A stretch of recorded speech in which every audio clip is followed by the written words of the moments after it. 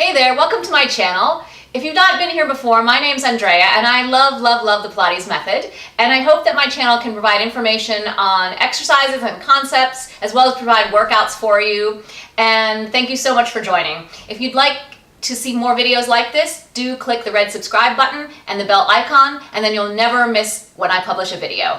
Today I've got another collab video with the lovely Lesley Logan of Profitable Pilates, and today we're continuing our series, The Struggle is Real. Today we're going to look at the boomerang on the mat, and this is an exercise that's got a lot of inherent struggle built in it, I think, already. It's a rolling exercise.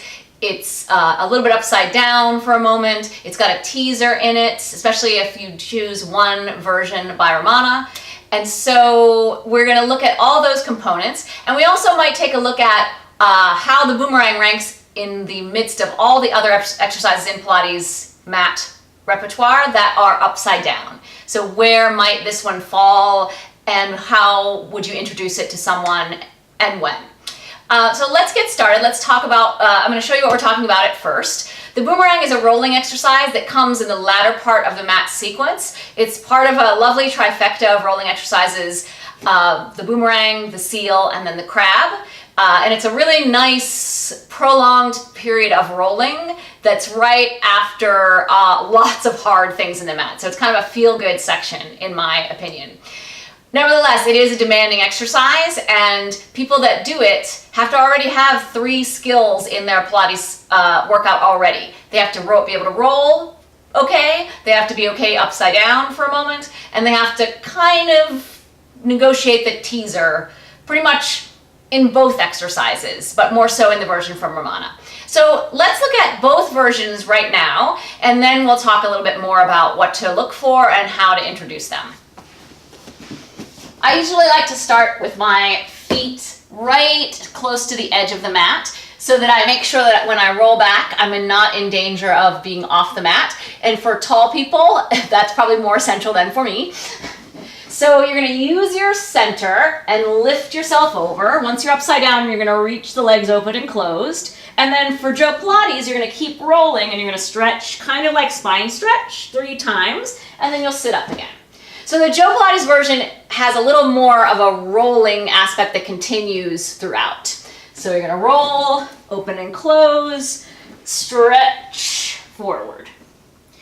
And you want to make sure, as you work on your boomerang, that nothing is really crashing to the mat and that everything's nice and controlled. So that was version number 1, which I learned from Jay Grimes, which is my understanding of the way that Joe Pilates taught this exercise.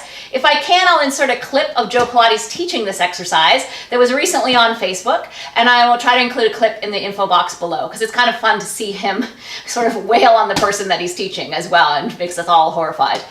So now let's look at the version that I learned from Romana. It starts very much the same. So you're going to go over, open and close. And now here in Romana's version, you're going to pause and land in your teaser. You're going to keep your teaser, your arm's going to go behind you, and then you're going to use control to stretch over your legs, and you'll finish this way. And then you'll just go again.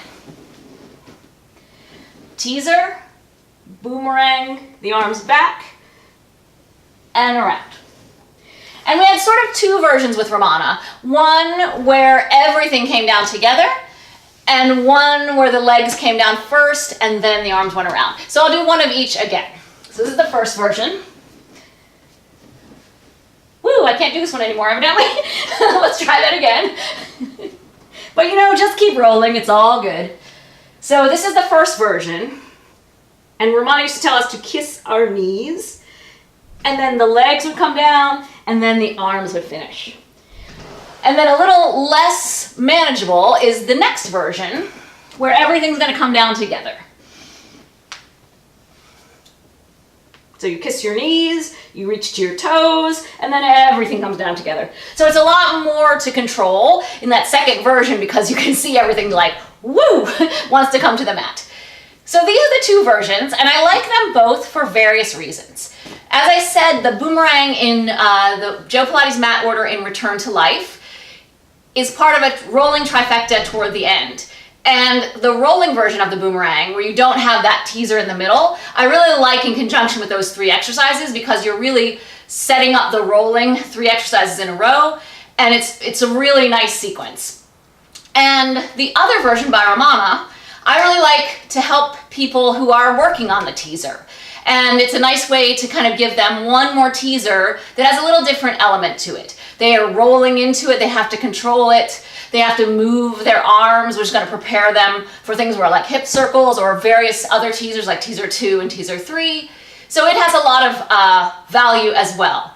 And as you can see, if you don't do it, it gets challenging, just like all the other exercises. So I'd like to talk a little bit about who might be a candidate to learn this exercise. And I'd like to compare it to all our other exercises where we're upside down, because those kind of can be a struggle for a lot of people. I'm going to insert a little photo of each mat exercise as I talk about it. So just in case it gets a little confusing, you'll know what we're talking about. So the jackknife and the rollover are a little more demanding because there's not as much momentum generated with the rolling aspect of the boomerang, and you have to stay up there upside down for longer. The same with control balance. These exercises demand that you stay upside down in that position for a little bit longer than just a rolling pass by, shall we say. And also the scissors and the bicycle, you are supporting yourself up there, but again, you're up there for a long time and there's things to do. So those exercises might wait until a bit later, whereas the boomerang, if you've got a person that can roll, is working on their teaser and doing pretty well at it, and also can deal with being upside down when the rolling exercises, the boomerang's a nice challenge for them because it's going to get them used to doing things upside down, which is going to come later, like seal and crab, and then building into their stamina for staying upside down for a length of time to build them toward the jackknife and the control balance. So it's kind of a nice, not basic and not super crazy advanced, but somewhere that you can fill in their intermediate exercises. The boomerang can kind of fill that gap, I think. Earlier in this video, I mentioned that there are 3 skills inherent in our boomerang exercise, and that's really what you're going to look at to determine where the struggle is. Invariably, someone will have a struggle with the rolling aspect. Maybe their rolling exercises are not as strong. The teaser aspect of it, maybe it's challenging for them to have their legs straight in a rolling exercise, or if the Romana version is the one that you're doing, it might be hard for them to balance and hold and control the teaser in the middle of the exercise.